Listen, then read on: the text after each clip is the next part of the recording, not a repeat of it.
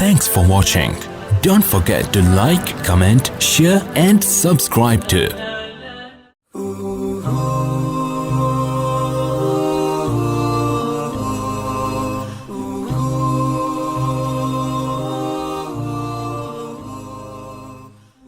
الحمد لله نحمده ونستعينه ونستغفره ونؤمن به ونتوكل عليه ونعوذ بالله من شرور أنفسنا ومن سيئات أعمالنا من يهده الله فلا مضل له ومن يضلل فلا هادي له ونشهد أن لا إله إلا الله وحده لا شريك له ونشهد أن سيدنا ومولانا محمدا عبده ورسوله أما بعد فأعوذ بالله من الشيطان الرجيم بسم الله الرحمن الرحيم وأعدوا لهم ما استطعتم من قوة ومن رباط الخيل ترهبون به عدو الله وعدوكم صدق الله العظيم. ایک مرتبہ محبت سے درود شریف پڑھ لیجیے. اللهم صل على محمد وعلى آل محمد اللهم بارك على محمد وعلى آل محمد كما باركت على إبراهيم وعلى آل إبراهيم إنك حميد مجيد.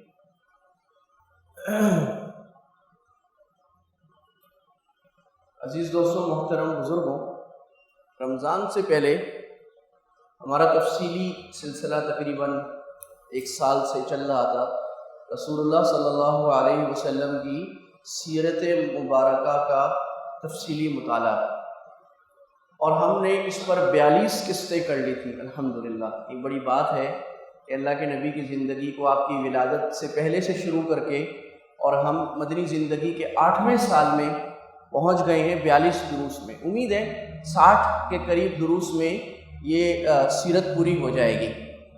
یہ ریکارڈڈ بھی ہے، موجود بھی ہے، اور آپ حضرات سے درخواست ہے کہ اس کو میری زبانی یا کسی اور میرے سے بڑے حضرات ہیں جنہوں نے، مولانا مکی حجاجی صاحب ہیں جنہوں نے رسول اللہ کی سیرت کو پورا بیان کیا ہے، تو آپ اس کو سنیں اور سنوائیں، اس کا ماحول بنائیں گھر میں، گاڑی میں، کیونکہ اللہ کے نبی کی سیرت سن کر عمل کر لینا اس سے بڑی کامیابی دنیا میں کوئی نہیں ہے. اور ہم جیسے پڑھتے رہے ہیں کہ اس میں دین بھی ہے، دنیا بھی ہے، اس میں خاندانی معاملات بھی ہیں، اس میں ڈپلومیسی بھی ہے، اس میں وارفیئر بھی ہے، اس میں ڈیلنگز بھی ہیں، اس میں بزنس بھی ہے. یعنی اپنی زندگی کا ہر چیز کو اللہ کے نبی کے طریقے کے مطابق بنانا نبی صلی اللہ علیہ وسلم تفصیلی سیرت سے آتا ہے. کسی کو یاد ہے ہم کہاں تک پہنچے تھے؟ انعام مل ہے؟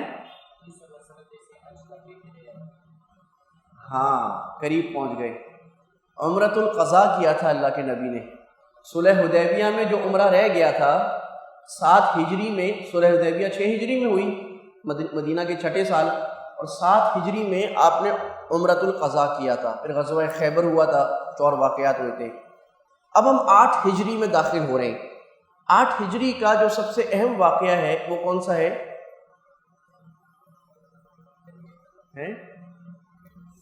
وہ ہے فتح مکہ.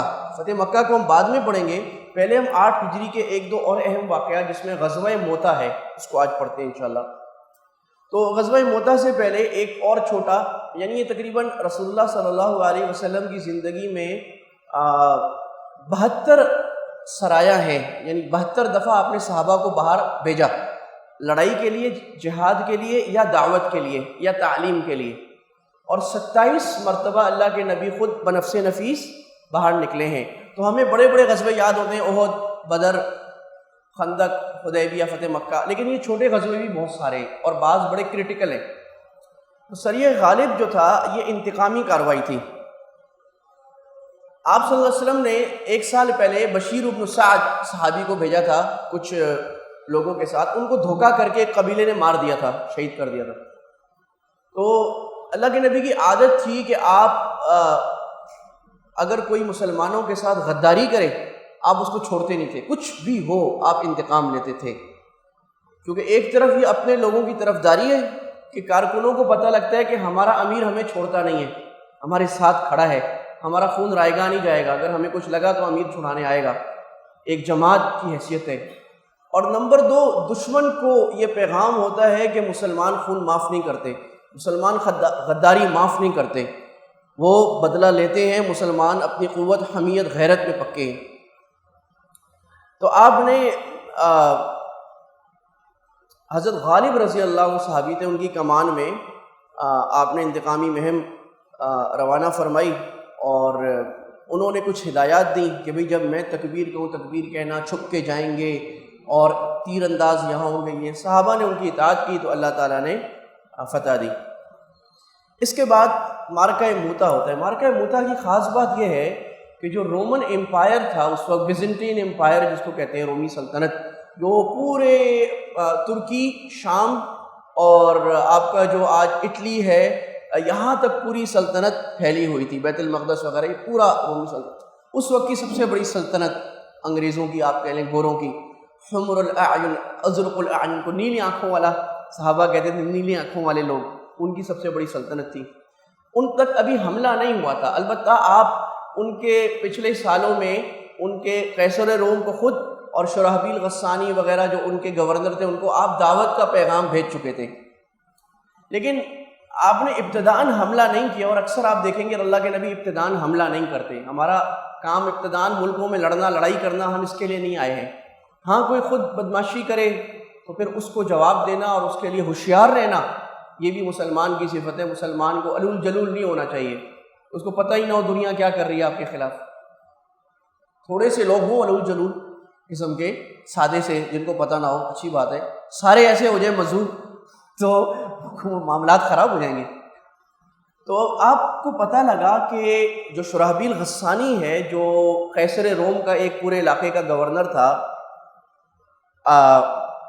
وہ اس کو جب خط بھیجا تھا بڑے غصے میں آیا، کہا کسی کی ہمت کیسے ہوئی کہ عرب کا چرواہا اور وہ ہمیں خط بھیج رہا ہے اور ہمیں اپنی دعوت میں بھیج رہا ہے۔ اس نے فوجیں تیار کرنا شروع کی ہوئی تھی۔ تو آپ کو پتہ لگا فوجیں تیار ہو رہی، تو رسول اللہ کی عادت کیا تھی کہ بھی خطرے کو آنے سے پہلے بھانپ لینا اور اس کو دبا دینا۔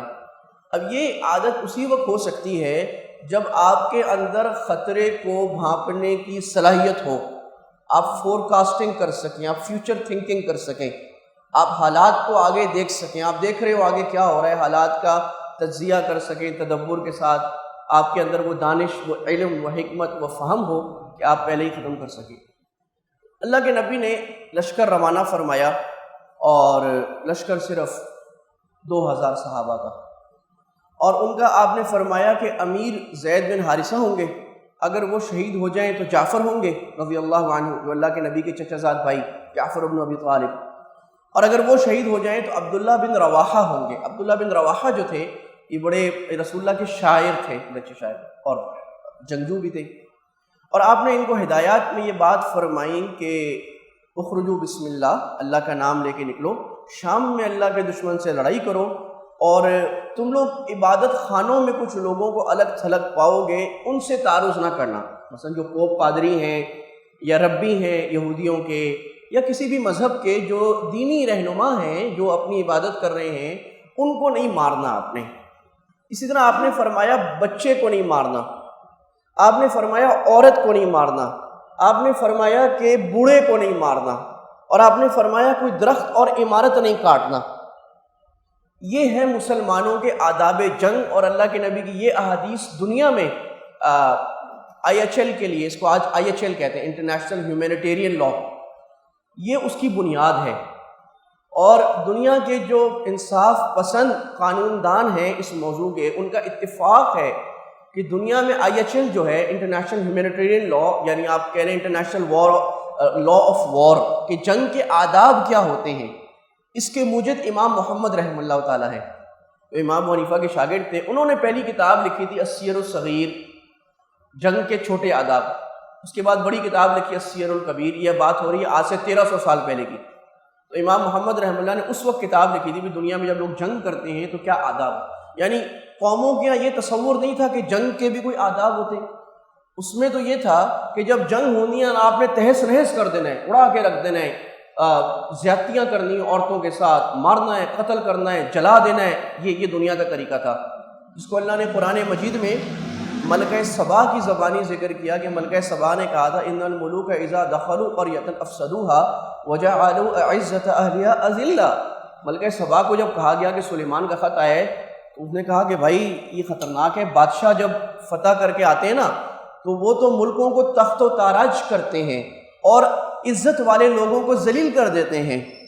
یہی ہوا تاتار نے جب حملہ کیا، یہاں تک کہ انگریزوں نے جب حملہ کیا ہندوستان پہ تو کیسی ذلت آمیز کام کیے، علماء کو توپوں کے آگے لگا کے اڑایا گیا، بادشاہوں کو نکال کے ذلیل کیا گیا، شاہی خاندان کو قتل کیا گیا۔ اور اسی طرح اندلس میں جب عیسائیوں نے حکومت کی اور وہاں قبضہ کیا تو یہی کام کیا۔ تو غیر مسلموں کی یہ تاریخ رہی ہے کہ وہ غداری کرتے ہیں، جنگ میں وہ قتل کرتے ہیں، آگ لگاتے ہیں، مارتے دھاڑتے ہیں، پہلی پرانی تاریخ۔ آج تو تبدیل ہے کچھ تھوڑا سا، آج بھی ویسے ہی، آج نام اچھے اچھے بنا دیے۔ آج اگر وہ سویلین مار دیں 1000 2000 تو کہتے ہیں کولیٹرل ڈیمیج ہو گیا ہے۔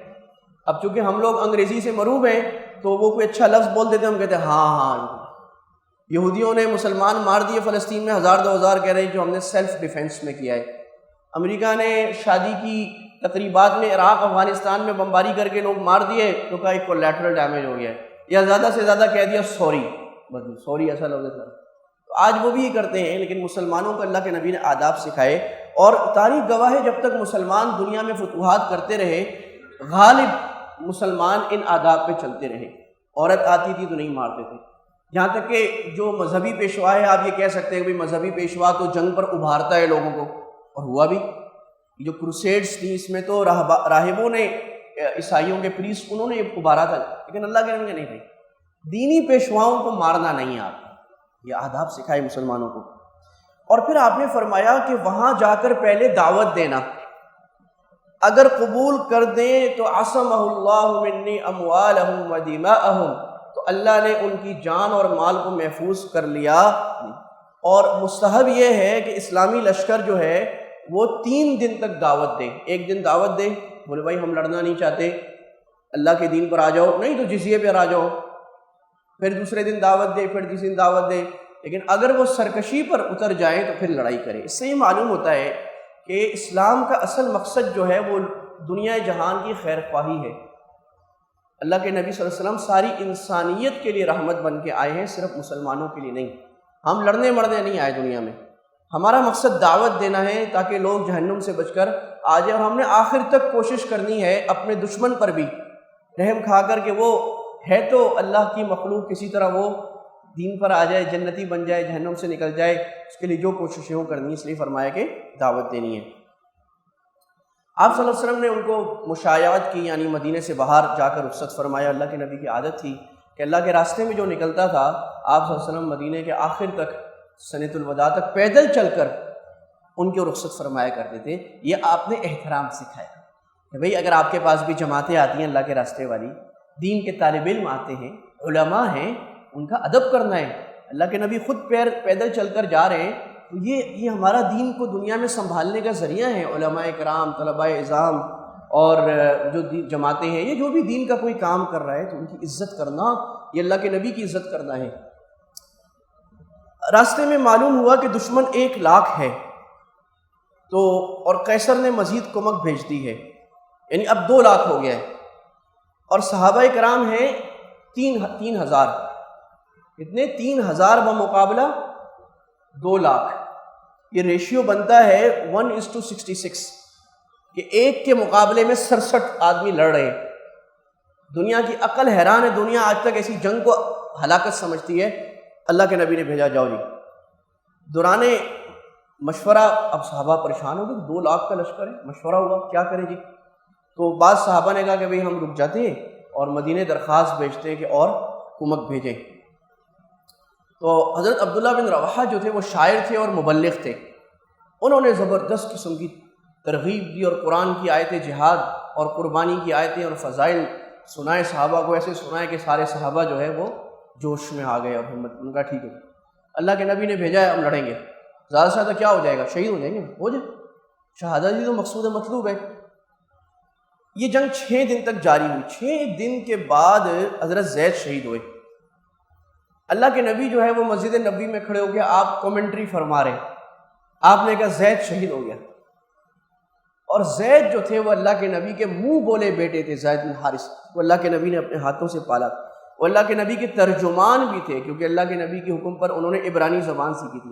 صحابہ کو کوئی پیغام بھیجنا ہوتا تو حضرت زید بھیجا کرتے تھے، اللہ کے نبی کے گھر کے آدمی، لیکن اپنے جگر گوشوں سے قربانی پیش کی کہ امت یہ نہ کہے کہ بھائی اپنی آل کو تو مزے کرا دی، ہمیں مروا دیا۔ نہیں، زید کو پہلے شہید کرایا۔ اور جب اللہ کے نبی نے کہا تھا نا کہ اگر زید شہید ہو جائیں تو جعفر شہید ہو جائیں تو عبداللہ بن رواحہ وہ شہید ہو جائیں تو پھر جس کی مرضی امیر بنا لو، تو حضرت جعفر اور زید کہتے ہیں ہمیں پتہ لگ گیا تھا، ہم تو گئے شہید، کیونکہ اللہ کے نبی کی زبان سے نکلے اگر یہ شہید ہو جائیں تو مانا ہو جائیں گے نا۔ اور آپ نے پہلے ایسے کبھی کہا نہیں تھا، تو خطرناک ترین جنگ اسلامی تاریخ کی تھی۔ آخر حضرت جعفر نے جھنڈا لیا اور ان کا جو ہے نا دشمن کا حلہ، کیونکہ جھنڈا جو ہوتا ہے وہ جنگ میں ایک علامت ہوتی ہے جذباتی، اگر جھنڈا گر جائے فوج کا تو فوج ساری اس کا موریل ختم ہو جاتا ہے، وہ جذباتی لحاظ سے۔ تو حضرت جعفر کا ایک ہاتھ کاٹا، جمگٹھا لگ گیا دشمنوں کا، 2 لاکھ کے درمیان 2-3 ہزار، تو وہ تو چونٹی ہے بیچ میں۔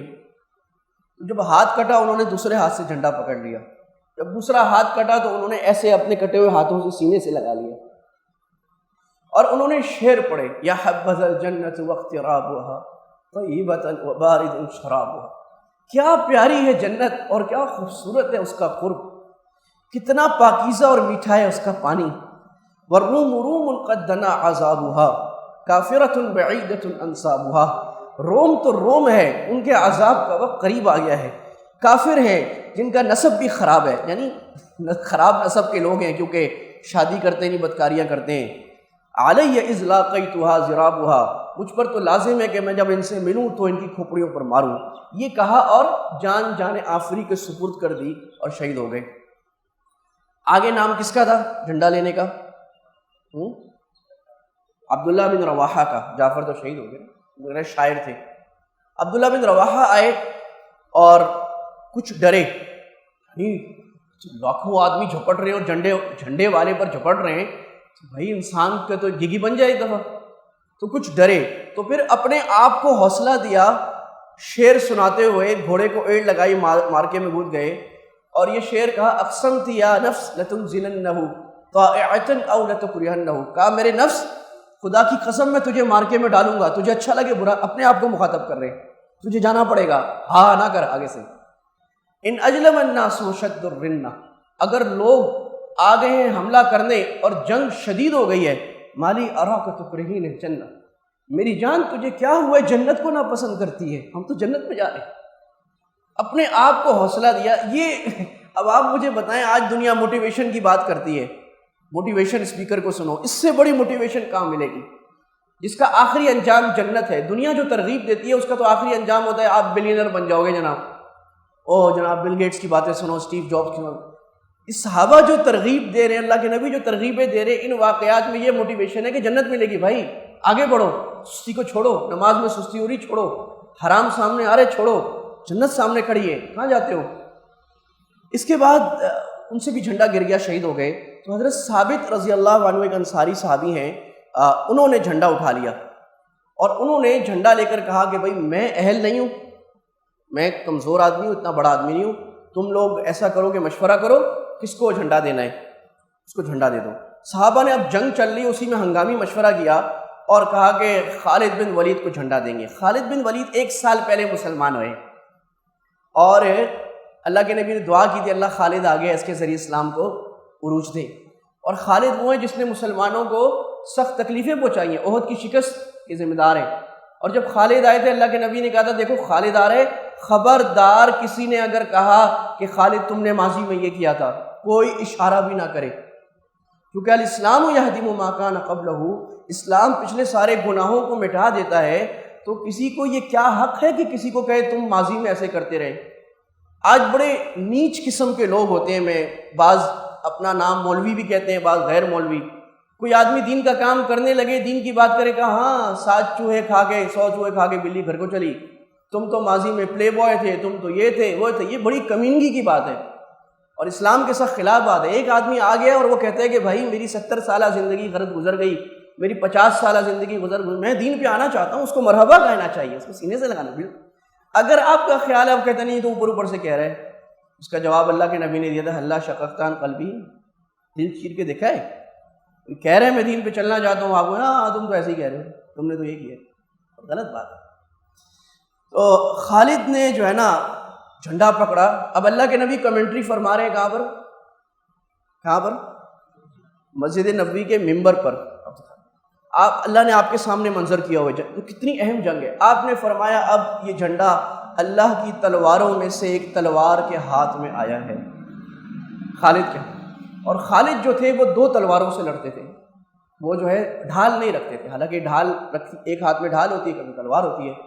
تو ان کے جسم کے ہر انچ پر ایک زخم تھا، 2 تلواروں سے لڑتے تھے، اور لڑتے لڑتے صفے دشمن کی چیر کر دوسری طرف نکل جاتے۔ طریقہ یہ کہ ایک صفے دوسری، تو آپ صفوں میں لڑیں گے نا، تاکہ آپ وہ اکیلے مارتے مارتے دوسری طرف نکل جاتے، اور کہتے تھے این الموت، موت کہاں ہے، میں تو موت کو ڈھونڈتا ہوں۔ تو خالد نے 9 تلواریں توڑی، ایک تلوار ٹوٹی پہ دشمن کی، کسی کی تلوار پکڑی، پھر ایک 9 تلواریں توڑی، اور دشمن بھاگنے لگا۔ تو ادھر خالد نے بھی اپنی فوج کو پیچھے ہٹانا شروع کر دیا رضی اللہ عنہ، اور اپنی فوج کو پیچھے ہٹا کر سلامتی کے ساتھ واپس لے آئے۔ اتنی بڑی جنگ، 3,000 مسلمان غزوہ موتا میں اور 2 لاکھ کافر، آپ کا کیا خیال ہے مسلمان کتنے شہید ہوئے ہوں گے؟ بہت کرامت معجزہ بھی کر، کتنے شہید ہوئے ہوں گے؟ 12 مسلمان، صرف 2,000 میں سے 12 صحابہ شہید ہوئے، اور دشمن کے ہزاروں مارے گئے۔ یہ جنگ کی حکمت بھی تھی، اسٹریٹجی بھی تھی، اور اللہ سبحانہ و تعالیٰ کی طرف سے نصرت بھی تھی۔ آپ صلی اللہ علیہ وسلم واپس آ گئے، آپ رضی اللہ واپس آ گئے۔ جب واپس آئے تو بعض لوگوں نے پھپتی کسی، اور ایسی پھپتیاں منافق کستے تھے، کہا کہ انہم الفرار، یہ تو بھگوڑے ہیں، جنگ چھوڑ کے آ گئے، بھاگ کے واپس آ گئے، فتح نہیں کی، وہ دشمن بھاگ رہا، اس کے پیچھے نہیں گیا۔ تو آپ صلی اللہ علیہ وسلم کا لا بل ہم القرار، یہ بھگوڑے نہیں ہیں، یہ پینترا بدل کر حملہ کرنے والے، یہ جنگی اسٹریٹجی ہے کہ آپ ایک حملے میں بھاری دشمن کو تھوڑی مار سکتے ہیں، چھوٹے چھوٹے حملے کریں، واپس لے آئیں۔ اور یہ خالد کی کامیابی ہے کہ اتنے خطرناک مارکے سے اتنے زیادہ صحابہ کو بچا کر واپس لے آئیں، اور دشمن پر نفسیاتی حملہ بھی کر دیا، دشمن کا نقصان بھی پہنچا دیا۔ تو یہ بھی یاد رکھیں کہ معاشرے میں نا آپ کو 2 قسم کے لوگ ملیں گے، ایک وہ ملیں گے جو کام کرتے ہیں، دوسرے وہ ملیں گے جو باتیں کرتے ہیں۔ فیس بک پہ بیٹھ کے جو تبصرہ کر رہے ہوتے ہیں اکثر یہ باتیں کرنے والے ہوتے ہیں۔ آپ کوئی نیا کام کریں گے، دین کا کام نیا کریں گے، کاروبار نیا کریں گے، ہاں یہ ہو گیا وہ ہو گیا، حکومت کوئی اچھا کام کرے گی، فوج کوئی اچھا کام کرے گی، کوئی ڈپارٹمنٹ ملک کا سرکاری یا پرائیویٹ، یا کوئی انسان اچھا کام کرنے کا، ملک کے بہتری کا بیڑا اٹھائے گا، جو کرے گا۔ مثلا کسی نے کہا میں شہر کی صفائی کرتا ہوں، غلطیاں بھی ہوں گی۔ اب ایک طبقہ ہے وہ گھر میں بیٹھ کے نا تبصرے کر رہے ہیں۔ میں کسی کو برانڈ نہیں لگا رہا، کیونکہ رسول اللہ کے بعد کسی کو کہنا جائز نہیں، لیکن یہ عادت منافقوں کی تھی، کام نہ کرنا، باتیں کرنا۔ جو کام والا ہوتا ہے وہ کام کرتا ہے، باتیں نہیں کرتا، کام غلط ہو جائے پھر دوبارہ کرتا ہے، اور کام میں تو غلطیاں ہوتی ہیں۔ گرتے ہیں شہسوار ہی میدان میں، وہ طفل کیا گرے جو گھٹنوں کے بل چلے۔ کام کرے گا تو گرے گا، جو کام نہیں کرے گا اس سے کہاں غلطی ہوگی۔ اور آپ صلی اللہ علیہ وسلم جو حضرت جعفر شہید ہوئے تھے، آپ حضرت جعفر کے گھر خود تشریف لے گئے۔ آپ نے ان کے بچوں کو لیا، سینے سے لگایا، چوما۔ آپ نے کہا تم آج سے میرے بچے ہو، اور آپ نے حضرت جعفر کی بیوی کو کہا کہ اصبر آل جعفر، جعفر کی گھر والیوں صبر کرو، انشاءاللہ جنت میں تم ملو گی جعفر سے۔ تو حوصلہ دیا۔ تو یہ بھی ایک مسلمان کی صفت ہے کہ غم کے موقع پر غم کو بڑھانا نہیں ہوتا، بلکہ جن پر غم آئے ان کو حوصلہ دینا ہوتا ہے۔ اور حوصلہ جو ہے وہ جذبات سے آتا ہے۔ جب آپ کسی سے جا کے فزیکلی مل لیتے ہیں، بس یہ ملنے سے اس کو حوصلہ ہو جاتا ہے۔ کوئی پیارا مل لے، 4 بول اچھے کہہ دے، کسی کا نقصان ہو گیا کاروبار میں، کسی کا کوئی پیارا مر گیا، کسی کو کوئی غم آ گیا، تو بس اس کو اللہ خیر کرے گا، اللہ خیر کرے گا، پیار محبت سے وہ یہ زبان کے اچھے بول میں اتنی طاقت ہے جو دنیا کی بڑی بڑی چیزوں میں نہیں ہے۔ یہ انسان کو عجائب کرا دیتی ہے اچھے بول بولنا۔ یہ غزوہ موتا پورا ہو گیا۔ غزوہ موتا سے ہمیں کیا حاصل ہوا، یعنی ہم نے کیا سیکھا؟ پہلی بات تو یہ ہے کہ مسلمان کا خون مسلمان حاکم حکومت کو رائے گاہ نہیں چھوڑنا چاہیے۔ اگر کسی مسلمان پر ظلم ہو تو اس کو اپنی بساط میں پوری کوشش کرنی چاہیے کہ اس کا بدلہ لے، کم سے کم زبان سے تو کہنا چاہیے۔ ذرا ابھی حالات دنیا میں یہ ہے کہ بہت ساری جگہوں میں ہم حکومتی لیول پر لڑائی نہیں کر سکتے، ہم فلسطین پہ جا کے اسرائیل پہ حملہ نہیں کر سکتے، لیکن ہم دھمکی دے سکتے ہیں اپنے بساط میں، جہاں تک وہ کہہ سکتے ہیں، آواز لگا سکتے ہیں، دوسری مسلمان حکومتوں کو جمع کر سکتے ہیں، اپنی سی کوشش کر سکتے ہیں۔ یہ مسلمان حکومتوں کے ذمے ہے کہ دنیا میں کہیں بھی مظلوم ہو تو اس کا ساتھ۔ نمبر 2، بہت سارے کام دشمن پر رعب جمانے کے لیے کرنے چاہیے۔ تو یہ جو آج جنگی مشقیں ہوتی ہیں نا آج کل فوجوں کی، یہ دشمن پہ رعب جمانے کے لیے ہوتی ہے کہ آپ جنگی مشقوں میں دشمن کو یہ بتا رہے ہوتے ہیں کہ بھئی ہم جاگ رہے ہیں اور ہمارے پاس فوجی قوت یہ ہے، خبردار حملہ نہ کرنا۔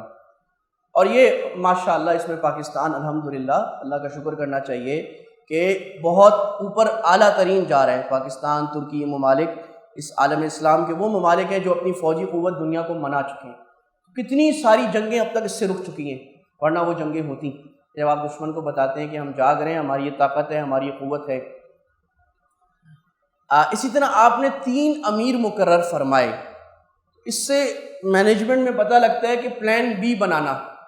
آپ کوئی بھی حکمت عملی بنائیں تو آپ 2-3 آپشن آگے رکھیں، سارے انڈے ایک باسکٹ میں نہ ڈال دیں، ایک پلان بنا کے ختم نہ ہو جائیں، بلکہ آپ ایک کانٹیجیس پلان بھی ہر چیز کا رکھیں کہ اگر یہ ہو گیا تو ہم کیا کریں گے، یہ ہو گیا تو ہم کیا کریں گے۔ تو یہ اللہ کے نبی صلی اللہ علیہ وسلم نے ہمیں تدبیر سکھائی ہے، اور تدبیر دین کا حصہ ہے۔ جتنا عالی مسلمان ہوتا ہے اس کو عالی مدبر ہونا چاہیے، پلانر ہونا چاہیے، سوچ سمجھ اور فکر ہونی چاہیے۔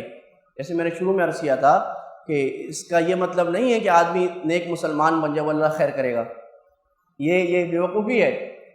آپ عقل سے سارے پلان، دنیا کے سارے اسباب اپنا کر، سارے علوم کو لے کر اپنا پلان بنائیں، اس کے بعد اللہ پر توکل۔ پھر اگر غلط ہو گیا، کوئی بھی ہم نے مشورہ کیا تھا تو اللہ خیر کرے گا انشاءاللہ، اب اللہ تعالیٰ پر چھوڑ دیتے ہیں۔ مشایت سے میں نے عرض کیا کہ اللہ کے نبی غازیوں کو اور دین کی دعوت دینے والوں کو باہر تک چھوڑنے جاتے تھے، تو ہمیں علماء کی دین کا کوئی بھی کام کر رہا ہے، طالب علم ہے، دین کی دعوت میں چلنے والا ہے، کوئی دین کے لیے کتابیں لکھتا ہے، کوئی بھی اچھا کام کرتا ہے، یہاں تک کہ محلے میں ہمیں لوگوں کی عزت کرنی چاہیے ان کی دینداری کے بقدر بھی، جو جتنا دیندار ہے، جتنا نیک ہے، اس کی عزت زیادہ کرنی چاہیے۔ تو یہ بھی اللہ کے نبی نے ہمیں سکھایا ہے۔ اسی طرح ایک بڑی اہم بات ہے قیادت کی اہلیت۔ دیکھیں 4تھے نمبر پر جو جھنڈا آیا تھا جب حضرت عبداللہ بن رواحہ شہید ہو گئے، وہ حضرت ثابت کے ہاتھ میں آیا تھا۔ حضرت ثابت چاہتے تو کہتے میں لیڈر ہوں، لیکن انہوں نے اپنے آپ کو نہیں کہا میں لیڈر ہوں، کیونکہ ان کو یہ محسوس ہوا کہ میرے اندر قیادت کی صلاحیت نہیں ہے، یا ہے تو میرے سے اچھے قائد موجود ہیں۔ انہوں نے کہا بھائی مسلمانوں مشورہ کر لو، جو اچھا قائد ہے اس کو دے دو۔ تو یہ بھی آج امت مسلمہ کی ذلت کے اسباب میں سے ایک سبب ہے کہ ہمارے ہاں قیادت یا تو موروثی چلتی ہے کہ باپ کا بیٹا بنے گا، اس کا بیٹا بنے گا، چاہے جتنا جاہل ہو، چاہے جتنا عیش پرست ہو، چاہے جتنا بدھو ہو، بس وہ بیٹے نے بننا ہے۔ میں یہ بات اوپر سے نیچے لے کر نیچے تک کر رہا ہوں، چاہے وہ حکومتیں ہوں، چاہے تنظیمیں ہوں، اور دینی اداروں میں بھی یہی ہو رہا ہوتا ہے۔ 1-2 دینی تنظیمیں ہیں جہاں پر میرٹ پر ہوتا ہے، ورنہ ہر جگہ یہی ہو رہا ہوتا ہے۔ یہ بات غلط ہے۔ ہاں ایک بات ہے، اگر بیٹا اہل ہو تو اس کو بنانا چاہیے، اس کی ایک بات فائدہ ہوتا ہے اس میں، کیونکہ بیٹے میں جو اونرشپ ہوتی ہے وہ کسی میں نہیں۔ لیکن اگر بالکل بیٹا نااہل ہے تو اس کو نہیں بنانا چاہیے، اور یہ مغرب نے یہ کام کر لیا ہے۔ ان کے یہاں کمپنیز میں CEO جو بنتا ہے وہ ایلیجبلٹی پہ بنتا ہے، ان کے یہاں حکمران جو بنتا ہے وہ میرٹ پہ بنتا ہے۔ غریب گھرانے کا آدمی بھی صدر وزیر اعظم بن جاتا ہے۔ ہاں اگر کمپنی میں کسی کے باپ دادا کی کمپنی ہے، اس کو بورڈ آف ڈائریکٹرز میں بٹھا دیا، تم بورڈ میں بیٹھ جاؤ، کام تو نہیں کرو، ہمارے ستیہ ناش ہو جاتا ہے اس کا۔ اور حکومت میں ہمارے یہاں کیا ہوتا ہے، جتنی سیاسی تنظیمیں ہیں اس کا بیٹا بنے گا، اس کا بیٹا بنے گا، چاہے بیٹا بدھو ہو، بے وقوف ہو، بالکل عقل مند نہ ہو، عمر نہ ہو، بالکل جاہل ہو، وہ بن جائے گا۔ اور وہ بیٹا کیا کرے گا، وہ باپ کی طرح جو ہے نا لوگوں کو چیلنج دے گا، تقریریں کرے گا، ہاہو کرے گا، شور کرے گا، مار دھاڑ کرے گا، بھائی یہ سیاسی تنظیم بیڑا غرق کرے گا۔ تو یہ اس وقت ایک مسئلہ ہے، اور یہ صرف ہم حکومت کو میں عرض کر رہا ہوں نہیں کہنا چاہیے، ہمارے ہاں بھی ہے۔ تو ہمیں یہ رویہ رکھنا چاہیے کہ بھائی جس کام کا جو پروفیشنل ہو اس کو وہ کام کرانا چاہیے۔ دیکھو میں ایک مثال دوں، ہم نے پڑھا تھا کہ اللہ کے نبی صلی اللہ علیہ وسلم جب ہجرت پر جا رہے تھے، اب ہجرت سے بڑا دین کا امر کوئی نہیں ہے، ہجرت اتنا عظیم عمل ہے، لیکن ہجرت میں آپ نے رہبر کس کو بنایا تھا، یاد ہے کسی کو؟ یاد ہے؟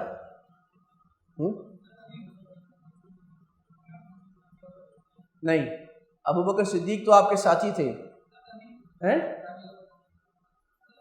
نہیں، ہجرت میں آپ نے رہبر بنایا تھا ایک کافر کو، یہ آپ کے ساتھ تھے ابو بکر، راستے چونکہ پیچیدہ تھے اور آپ نے مشکل راستوں سے جانا تھا، آپ نے ایک غیر مسلم کو رہبر بنایا تھا کیونکہ اس کو راستے آتے تھے۔ لہٰذا جب اسٹریٹجی کا کام ہو، محنت کا کام ہو، تو ضروری نہیں ہے کہ زیادہ نیک آدمی کو آگے کیا جائے، زیادہ نیک آدمی کو دعاؤں میں بٹھایا جائے۔ وہاں پر یہ دیکھا جائے گا کہ بھائی اس کام کی صلاحیت کس میں ہے، پروفیشنلی کس کو آتا ہے، اس کو آگے کرنا چاہیے۔ ہو سکتا ہے زیادہ نیک آدمی میں وہ صلاحیت نہ ہو، دوسرے میں زیادہ ہو۔ مثلا آپ نے امام بنانا ہے میں مسجد، اب امام میں ضروری نہیں بہت نیک، سب سے نیک آدمی کو آپ امام بنا دیں، بلکہ یہ دیکھا جائے گا امامت کی صلاحیت کس میں ہے۔ ہو سکتا ہے اس سے زیادہ نیک آدمی کوئی اور ہو، بس یہ بنیادی نیک ہو، گناہ نہ کرتا ہو، قرات اچھی ہے، اس کو بات سلیقے کی کرنا آتا ہے، لوگوں کو جوڑنا آتا ہے، مسجد کو فعال کرنا آتا ہے، ایسے سلسلے کر کے مسجد کو جوڑنا، مسجد کی صلح کرانا علاقے کے، یہ آتا ہے، اس کو بنا دیں۔ یہ بہت سارے کام، یعنی دین دنیا میں ہمیں یہ نظریہ رکھنا چاہیے کہ بھائی کام کے آدمی کو آگے لانے کی ضرورت ہے۔ اسی طرح آخری بات جو ہے وہ ایمانی قوت۔ صحابہ کرام کو جنگ موطا میں جو فتح ہوئی اس میں بنیادی چیز جو ان کی ایمانی قوت تھی۔ تو مسلمان جو ہوتا ہے وہ لڑتا ہے اصل میں ایمان سے، اسباب کی اہمیت اپنی جگہ، لیکن اصل میں مسلمانوں کو جو دنیا میں فتوحات ہوتی ہیں اس میں بنیادی وجہ ان کا ایمان، ان کا تقوی اور ایمانی غیرت اور طاقت ہوتی ہے۔ کافر ہے تو شمشیر پہ کرتا ہے بھروسہ، مومن ہے تو بے تیغ بھی لڑتا ہے سپاہی۔ تو جتنی اللہ کے نبی کے زمانے کی اور بعد کی فتوحات تھیں اس میں آپ دیکھیں گے کہ مسلمانوں میں ایمانی جذبہ، غیرت، مشکل وقت میں آگے بڑھنا، دین کو آگے رکھنا، دنیا کے فائدوں کو پیچھے رکھنا، اللہ سبحانہ و تعالیٰ کے حکم کو آگے رکھنا، اور اس حکم کے سامنے چاہے بیوی آئے، چاہے بچے آئیں، چاہے خاندان آئے، چاہے پیسہ آئے، اگر وہ اللہ کے نبی کے حکم سے ٹکرا رہا ہے اس کو پیچھے رکھنا، یہ چیز مسلمانوں کی ظاہری کامیابی کا بھی سبب بنی ہے دنیا میں، جو مسلمانوں کو عروج ملا ہے۔ اور اگر آپ نے پیسے کو آگے بنا لیا، یا آپ نے یہ سمجھا کہ مسلمان ایسے ترقی کریں گے جیسے کافروں نے کی ہے، مذہب کو اپنی حکومت سے نکال کر اور خالص پیسے کو خدا بنا کر، تو یہ بڑا جنون اور خیالی خیال ہے۔ مسلمان ایسی ترقی کبھی بھی نہیں کر سکتے غیرت کا سودا کر کے۔ اللہ تعالیٰ ہمیں اللہ کے نبی صلی اللہ علیہ وسلم کی زندگی سے سیکھنے والا بنائے، اور اپنے نبی صلی اللہ علیہ وسلم کی ایک ایک سنت کو جان سے زیادہ عزیز رکھنے والا بنائے۔ وما علینا الا البلاغ وآخر دعوانا الحمد للہ رب العالمین۔ Thanks for watching. Don't forget to like, comment, share and subscribe to